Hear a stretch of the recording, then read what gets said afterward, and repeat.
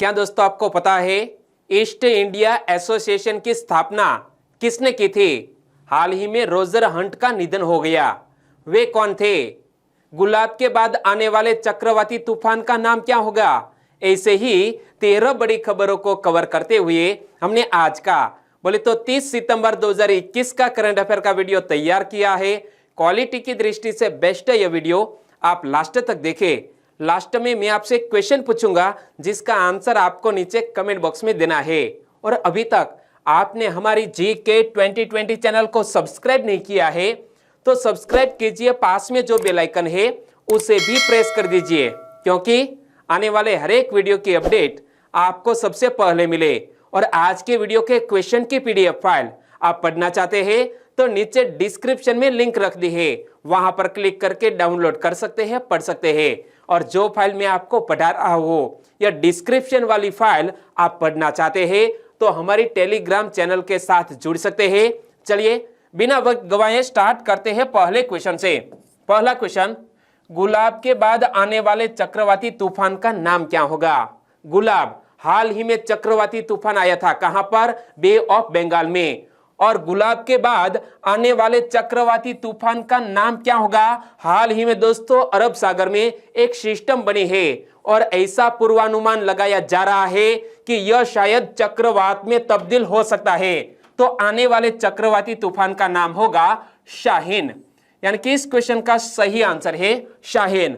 और गुलाब का नाम किसने रखा था? आपको याद है तो नीचे कमेंट सेक्शन में जरूर बताना। और शाहीन नाम किसने रखा है वो मैं आगे आपको बताने वाला हूं।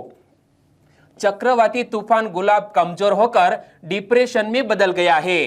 मौसम अधिकारियों के अनुसार बंगाल की खाड़ी में पैदा हुआ चक्रवाती गुलाब 2-3 दिनों में चक्रवात शाहीन के रूप में फिर से पैदा हो सकता है। और इसी तरह का पूर्वानुमान भारतीय मौसम विभाग द्वारा लगाया गया है। और गुलाब नाम किसने रखा था? हमारे पड़ोसी मुल्क पाकिस्तान देश ने चक्रवाती तूफान का नाम रखा था गुलाब। और यह शाहीन नाम किसने रखा है? शाहीन नाम रखा है कतर देश ने। दोस्तों याद रखो, कतर देश ने आने वाले चक्रवाती तूफान का नाम शाहीन रखा है। तूफान का शाहीन नाम कतर ने दिया है, जो हिंद महासागर में एक ट्रॉपिकल चक्रवात के नामकरण के लिए सदस्य देशों का एक हिस्सा है। और वर्ष 2021 में आने वाले संभावित चक्रवाती तूफानों के नाम और नामकरण के बारे में मैं आपको बताऊं तो दोस्तों 27 सितंबर का आपने करंट अफेयर देखा है, वही बात को मैं रिपीट करने जा रहा हूं कि देश और चक्रवाती तूफान का नाम क्या है। तो याद रखो, ओमान देश ने यह चक्रवात आ गया है। यास चक्रवात का नाम किसने रखा था? ओमान देश ने। तो गुलाब चक्रवात का नाम किसने रखा? पाकिस्तान ने। और शाहीन जो आने वाला चक्रवाती तूफान है शाहीन, इसका नाम रखा है कतर देश ने। और बाद में जावद नामक चक्रवात आएगा जिसका नामकरण किया है सऊदी अरब ने। तो श्रीलंका ने असानी, थाईलैंड ने सितरंग नाम दिया है। और इसके पहले आए तूफान का नाम निसर्ग जो बांग्लादेश ने रखा था, गति नाम भारत ने दिया था, ईरान ने निवार नाम दिया था। और बुरेवी चक्रवात का नामकरण किसने किया था? मालदीव ने रखा था। तो दोस्तों इसी तरह हर क्वेश्चन से जुड़े इंपॉर्टेंट फैक्ट मैं आपके सामने रखता हूं। हमारा यह तरीका आपको अच्छा लगता है, लाइक करना मत भूलिएगा। दूसरा क्वेश्चन है आपकी स्क्रीन पर, पूसा बासमती 1979 और पूसा बासमती 1985 निम्न में से किस फसल की किस्में है? दोस्तों हाल ही में 2 नई फसल के किस्म सामने आई है। कौन सी फसल की ये किस्म है? पूसा बासमती 1979 और पूसा बासमती 1985। दोस्तों नाम पढ़ते ही पता चल गया होगा कि बासमती चावल की एक किस्म है, यानी कि इस क्वेश्चन का सही आंसर है चावल। और करंट अफेयर में यह चावल की नई किस्में क्यों आई है तो देखो, हाल ही में भारतीय कृषि अनुसंधान संस्थान यानी कि इंडियन एग्रीकल्चर रिसर्च इंस्टीट्यूट ने देश की पहली गैर जीएम आनुवंशिक रूप से संशोधित हर्बिसाइड टॉलरेंट चावल की किस्में पूसा बासमती 1979 और पूसा बासमती 1985 विकसित की है। किसने विकसित की है? IARI ने, जिसका पूर्ण स्वरूप क्या होता है? Indian agriculture research institute. तो हमारे Indian council of agriculture research के यह Indian institute of research institute एक डीम्ड यूनिवर्सिटी है। और नई किस्मों के बारे में मैं आपको बताऊं तो नई किस्मों को प्रत्यक्ष तौर पर बोया जा सकता है और पारंपरिक रोपाई की तुलना में इनमें पानी एवं श्रम की काफी बचत होती है और नई किस्मों से धान के प्रत्यक्ष बीजारोपण में मदद मिलेगी और जिसके धान की रोपाई में कई फायदे होंगे। और इसी के चलते दोस्तों आपको नाम याद रख लेना है कि यह चावल की नई किस्में हाल ही में संशोधित की गई है। तीसरा क्वेश्चन, केरल के गांधी के रूप में लोकप्रिय स्वतंत्रता सेनानी का नाम बताइए। दोस्तों यह क्वेश्चन यूं तो हिस्ट्री का है, लेकिन करंट अफेयर में क्यों आया वो आपको पता चल गया होगा, क्योंकि सप्ताह में 2 बार यानी कि सोमवार और मंगलवार के मॉर्निंग न्यूज में यह दोस्तों आजादी के अमृत महोत्सव के तहत यह क्वेश्चन पूछ लिए जाते हैं और वो क्वेश्चन मैं आपके सामने करंट अफेयर के रूप में रखता हूं, क्योंकि यह 2022 तक इसी तरह की क्विज चलने वाली है। तो हाल ही में सोमवार का क्वेश्चन था कि केरल के गांधी के रूप में लोकप्रिय स्वतंत्रता सेनानी का नाम बताइए। केरल के गांधी के नाम से प्रचलित है कोयापल्ली केलप्पन, यानी कि के केलप्पन केरल के गांधी के रूप में जाने जाते हैं। यानी कि इस क्वेश्चन का सही आंसर है कोयापल्ली केलप्पन। और यह क्वेश्चन करंट अफेयर में क्यों आया तो देखो, देश के 75वें स्वाधीनता दिवस समारोह के उपलक्ष्य में आजादी का अमृत महोत्सव के अंतर्गत आकाशवाणी समाचार ने स्वाधीनता संग्राम और उसके गौरवशाली इतिहास पर विशेष प्रश्नोत्तरी कार्यक्रम शुरू किया है। किसने? आकाशवाणी ने यह प्रश्नोत्तरी कार्यक्रम शुरू किया है और यह क्विज 15 अगस्त 2022 तक प्रत्येक सोमवार और मंगलवार को समाचार प्रभात में शामिल होगा। और भारतीय डाक विभाग अमृत महोत्सव क्विज में आकाशवाणी के साथ सहयोगी के रूप में शामिल है। और अमृत महोत्सव क्विज का सोमवार का क्वेश्चन क्या था? केरल के गांधी के रूप में लोकप्रिय स्वतंत्रता सेनानी का नाम बताइए। तो सही जवाब था कोयापल्ली केलप्पन। इमेज में आप देख सकते हैं भारत सरकार के पोस्टल डिपार्टमेंट ने 1990 में यह केरल के गांधी के सम्मान में एक डाक टिकट भी जारी किया था। इमेज में आप देख सकते हैं तो के केलप्पन को केरल के गांधी के रूप में जाना जाता है। और स्वतंत्रता संग्राम के दौरान श्री केलप्पन ने केरल में भारतीय राष्ट्रीय कांग्रेस का नेतृत्व किया। महात्मा गांधी से निकट संपर्क के कारण केरल के लोग श्री केलप्पन के माध्यम से ही गांधीवादी विचारों से अवगत हुए और इसीलिए केलप्पन को केरल का गांधी कहा जाने लगा।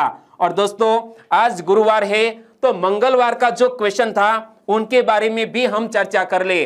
तो यह चौथा क्वेश्चन मंगलवार के मॉर्निंग न्यूज में आकाशवाणी विभाग ने पूछा था। क्वेश्चन कौन सा था? ईस्ट इंडिया एसोसिएशन की स्थापना किसने की थी?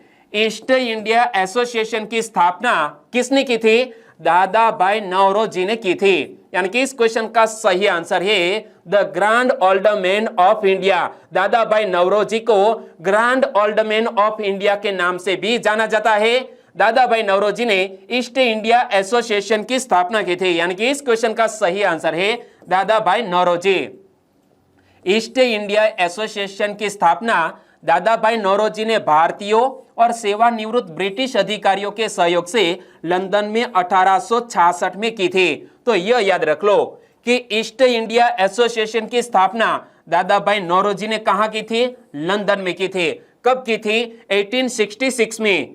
और इसने लंदन इंडियन सोसाइटी को परास्त किया और भारत के मामलों और विचारों पर चर्चा करने और सरकार को भारतीयों के लिए प्रतिनिधित्व प्रदान करने के लिए एक मंच था। और दादा भाई नौरोजी की बात करें तो दादा भाई नौरोजी ब्रिटिश कालीन भारत के एक पारसी बुद्धिजीवी, शिक्षा शास्त्री, कपास के व्यापारी तथा आरंभिक राजनीतिक एवं सामाजिक नेता थे। इमेज में आप देख सकते हैं। और दादा भाई नौरोजी को भारत का वयोवृद्ध पुरुष, इंग्लिश में बोले तो ग्रैंड ऑल्डरमैन ऑफ इंडिया कहा जाता था। यह क्वेश्चन कई बार पूछ लिया गया है कि भारत के ग्रैंड ऑल्डरमैन ऑफ इंडिया के रूप में किसको जाना जाता है? दादा भाई नौरोजी को। और रास्ता गुफ्तार, आपने कहीं हिस्ट्री में पढ़ा होगा कि रास्ता गुफ्तार नामक अपने समय के समाज सुधारकों के प्रमुख पत्र का संपादन तथा संचालन भी दादा भाई नौरोजी ने ही किया था। 5वां question, centre of excellence on quantum technologies की स्थापना किसने की थी? Centre of excellence on quantum technology की स्थापना किसने की है? आईआईटी दिल्ली ने।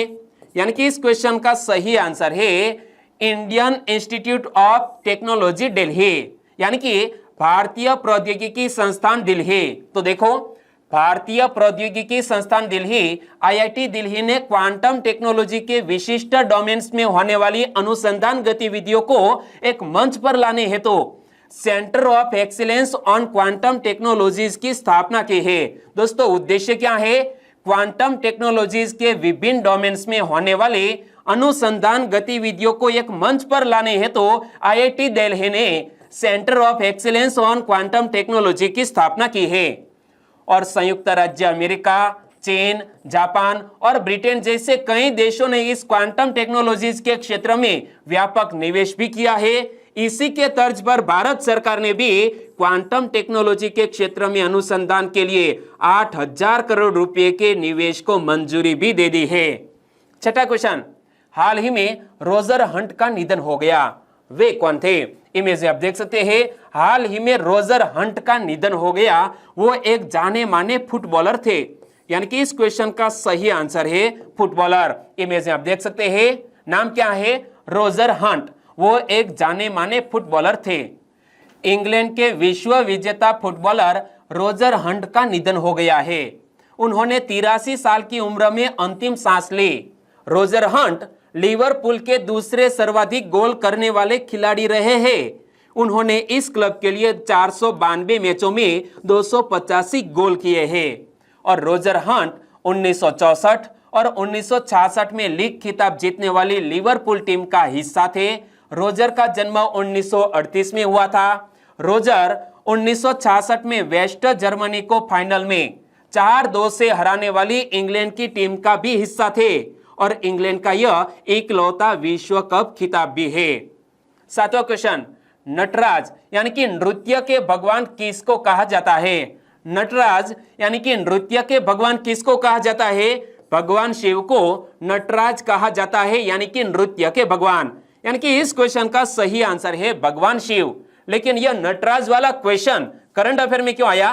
तो देखो, हाल ही में संयुक्त राज्य अमेरिका ने प्रधानमंत्री को 157 कलाकृतियों और पुरावशेषों को सौंपा, जिसमें नटराज की एक कांस्य मूर्ति भी शामिल थी। क्या इसमें नटराज की एक कांस्य प्रतिमा भी शामिल थी? इमेज में आप देख सकते हैं वही प्रतिमा को।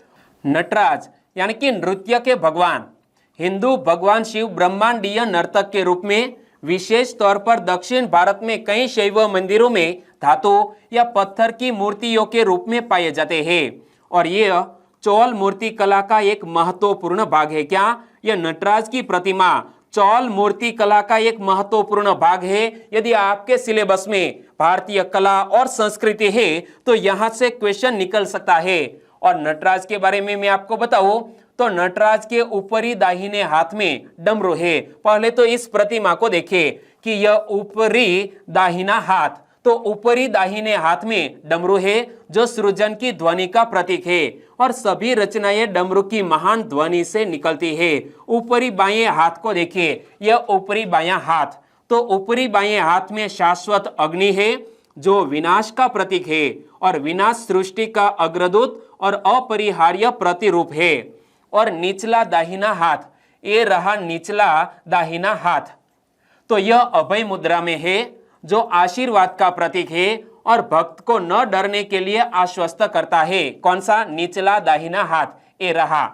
और निचला बायां हाथ, ये देखिए निचला बायां हाथ, तो निचला बायां हाथ ऊपर उठे हुए पैर की ओर इशारा करता है और मोक्ष के मार्ग को इंगित करता है। और शिव एक बौने की आकृति पर नृत्य कर रहे हैं। क्या? एक बौने की आकृति पर नृत्य कर रहे हैं और बौना अज्ञानता और व्यक्ति के अहंकार का प्रतीक है। 8वां क्वेश्चन, निम्न में से किस देश ने भारत की अग्नि 5 मिसाइल परियोजना पर सवाल उठाया है? क्या भारत देश की अग्नि 5 मिसाइल परियोजना पर अपने पड़ोसी मुल्क चीन ने सवाल उठाया है यूनाइटेड नेशंस में? यानी कि इस क्वेश्चन का सही आंसर है चीन देश। हाल ही में भारत द्वारा अग्नि 5 अंतर महाद्वीपीय बैलिस्टिक मिसाइल का आगामी परीक्षण किए जाने की खबरों के बीच चीन ने संयुक्त राष्ट्र सुरक्षा परिषद यानी कि यूनाइटेड नेशन सिक्योरिटी काउंसिल के प्रस्ताव का हवाला देते हुए भारत के मिसाइल परीक्षण कार्यक्रम पर सवाल उठाया है। लेकिन हमारे लिए मोस्ट इंपोर्टेंट है अग्नि 5 मिसाइल के बारे में जानकारी। ओके, तो अग्नि 5 देश में निर्मित सबसे उन्नत सतह से सतह पर मार करने वाली स्वदेशी बैलिस्टिक मिसाइल है। तो याद रखो, अग्नि 5 यह सतह से सतह पर मार करने वाले स्वदेश रूप से निर्मित बैलिस्टिक मिसाइल है और यह 3 चरणों की ठोस ईंधन वाली 17 मीटर लंबी मिसाइल है तथा लगभग 1.5 टन के परमाणु हथियार ले जाने में भी सक्षम है।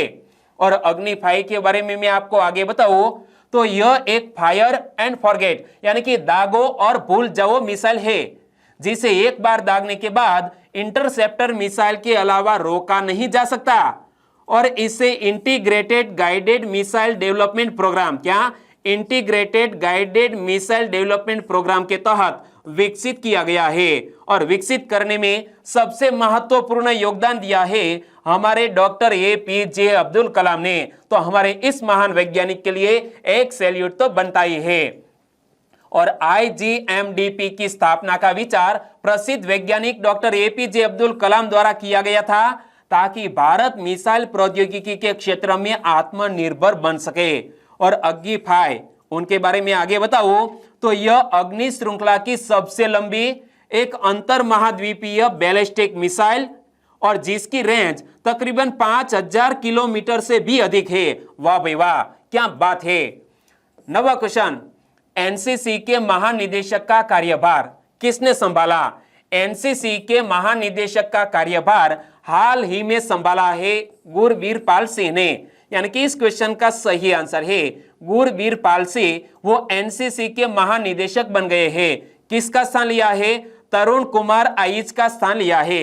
यानी कि इस क्वेश्चन का सही आंसर है ऑप्शन ए। और NCC का आदर्श वाक्य क्या है, मोटो क्या है? एकता और अनुशासन। क्या? एकता और अनुशासन NCC का आदर्श वाक्य है, मोटो है। और हाल ही में लेफ्टिनेंट जनरल गुरबीरपाल सिंह ने राष्ट्रीय कैडेट कोर यानी कि नेशनल कैडेट कॉर्प्स, शॉर्ट में कहे तो NCC के 34वें महानिदेशक के रूप में कार्यभार संभाला है और वह लेफ्टिनेंट जनरल तरुण कुमार आइच का स्थान लेंगे। यहां से 2 महत्वपूर्ण बात निकली कि हाल ही में 34वें महानिदेशक NCC के कौन बने हैं, तो याद रखना है गुरबीरपाल सिंह। और गुरबीरपाल सिंह ने किसका स्थान लिया है? तरुण कुमार आइच का स्थान लिया है। और NCC का पूर्ण स्वरूप क्या होता है? National cadet corps. ओके। और लेफ्टिनेंट जनरल गुरबीरपाल सिंह को 1987 में पैराशूट रेजिमेंट में कमीशन कर दिया गया था। वे राष्ट्रीय रक्षा अकादमी खड़कवासला भारतीय सैन्य अकादमी देहरादून के साथ NCC के पूर्व छात्र भी रह चुके हैं। और NCC की बात करें तो NCC की स्थापना कब हुई? 16 अप्रैल 1948 को NCC की स्थापना हुई। NCC का मुख्यालय नई दिल्ली में स्थित है और जिसका दोस्तों ऑफिशियल लोगो भी देख सकते हैं। और NCC का मोटो है एकता और अनुशासन। 10वां क्वेश्चन, विश्व रेबीज दिवस यानी कि वर्ल्ड रेबीज डे प्रति वर्ष कब मनाया जाता है? प्रति वर्ष वर्ल्ड रेबीज डे मनाया जाता है 28 सितंबर को। यानी कि इस क्वेश्चन का सही आंसर है 28 सितंबर बोले तो वर्ल्ड रेबीज डे। विश्व रेबीज दिवस प्रति वर्ष 28 सितंबर को मनुष्यों और जानवरों पर रेबीज के प्रभाव के बारे में जागरूकता बढ़ाने, बीमारी को रोकने और रेबीज को नियंत्रित करने के प्रयास के बारे में जानकारी और सलाह देने के लिए मनाया जाता है। और 2021 विश्व रेबीज दिवस का 15वां संस्करण है। क्या? 2021 में यह विश्व रेबीज दिवस का 15वां संस्करण मनाया जा रहा है। और 2021 में वर्ल्ड रेबीज डे की थीम क्या रखी गई है? Most important question. 2021 में वर्ल्ड रेबीज डे की theme rabies facts not fear. क्या? रेबीज फैक्ट्स नॉट फियर 2021 के यह वर्ल्ड रेबीज डे की थीम। और यह दिन फ्रांसीसी रसायज्ञ और सूक्ष्म जीव विज्ञानी लुई पास्चर की पुण्यतिथि का भी प्रतीक है, जिन्होंने पहली रेबीज वैक्सीन विकसित की थी। दोस्तों साइंस से जुड़ी हुई बात कि रेबीज वैक्सीन किसने विकसित की थी? लुई पास्चर ने। और उनकी पुण्यतिथि को किस दिवस के रूप में मनाया जाता है? वर्ल्ड रेबीज डे के रूप में। कब मनाया जाता है? 28 सितंबर को। और रेबीज के लिए वैश्विक गठबंधन कार्यकारी निदेशक कौन है? Louis nail. इमेज में आप देख सकते हैं, रेबीज के लिए वैश्विक गठबंधन कार्यकारी निदेशक है लुईस नेल। और रेबीज नियंत्रण के लिए वैश्विक गठबंधन कब स्थापित किया गया? 2009 में। 11वां क्वेश्चन, संयुक्त राष्ट्र संघ ने किस वर्ष को इंटरनेशनल ईयर ऑफ मिलेट्स घोषित किया है? यूनाइटेड नेशंस ने वर्ष 2023 को इंटरनेशनल ईयर ऑफ मिलेट्स घोषित किया है। यानी कि इस क्वेश्चन का सही आंसर है ऑप्शन बी 2023। और भारत के प्रयासों से यूनाइटेड नेशंस ने यह वर्ष घोषित किया है। क्या? वर्ष 2023 का वर्ष किस रूप में मनाया जाएगा यूनाइटेड नेशंस के द्वारा? International year of millets. तो भारत के प्रयासों से संयुक्त राष्ट्र संघ ने 2023 को इंटरनेशनल ईयर ऑफ मिलेट्स घोषित किया है। और ये मिलेट्स की खेती की हमारी परंपरा हमारे अनाज को अंतरराष्ट्रीय स्तर पर शोकेस करने का और नए बाजार तलाशने का बहुत बड़ा अवसर होगा। इसी तरह की बात हमारे देश के प्रधानमंत्री श्री ने की है। 12वां क्वेश्चन, किस राज्य में नवजोत सिंह सिद्धू ने कांग्रेस प्रदेश अध्यक्ष पद से इस्तीफा दे दिया? हाल ही में नवजोत सिंह सिद्धू ने पंजाब राज्य में कांग्रेस प्रदेश अध्यक्ष पद से इस्तीफा दे दिया। यानी कि इस क्वेश्चन का सही आंसर है पंजाब राज्य। पंजाब में नवजोत सिंह सिद्धू ने कांग्रेस प्रदेश अध्यक्ष पद से इस्तीफा दे दिया है। उन्होंने कहा है कि वे पंजाब के भविष्य और उसके कल्याण के एजेंडे पर कोई समझौता नहीं कर सकते हैं। सिद्धू मंत्रिमंडल विस्तार में उनकी पसंद के विधायकों को स्थान न दिए जाने सहित हाल के घटनाक्रम से खुश नहीं थे और इसी के चलते दोस्तों प्रदेश में कांग्रेस के अध्यक्ष पद से इस्तीफा दे दिया है। 13वां और लास्ट क्वेश्चन, 100 ग्रांड प्रिक्स जीतने वाले पहले फॉर्मूला 1 ड्राइवर कौन बने? 100 ग्रांड प्रिक्स जीतने वाले पहले फॉर्मूला 1 ड्राइवर बन गए हैं Lewis Hamilton.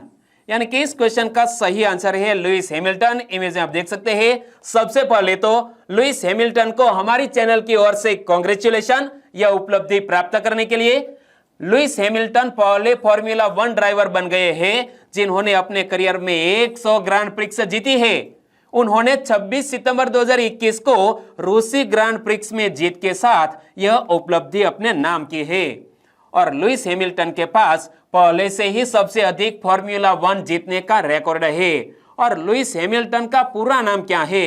Sir Lewis Carl Davidson Hamilton. दोस्तों लुईस हैमिल्टन का एक बार फिर से पूरा नाम पढ़ लीजिए, sir Lewis Carl Davidson Hamilton.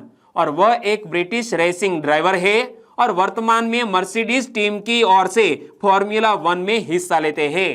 और अब बात करते हैं लास्ट वीडियो के क्वेश्चन की। लास्ट वीडियो में मैंने आपसे क्वेश्चन पूछा था, वायुसेना ने शानदार एयर शो का आयोजन कहां किया? वायुसेना ने शानदार एयर शो का आयोजन किया है जम्मू कश्मीर में डल झील के ऊपर। यानी कि इस क्वेश्चन का सही आंसर है डल झील। लगभग सभी दोस्तों ने बिल्कुल सही जिक्र किया है। इनमें से कुछ फ्रेंड के नाम लेना चाहूंगा, तो वो है निशांत शाह, आसदुल्ला मुल्तानी, संजय बल्लाई, HR हंसा, गवानिया धरती, नीलोफर मीर, जमोड़ प्रवीण और हर्ष एस क्लब। सभी दोस्तों ने बिल्कुल सही जिक्र किया है डल झील का।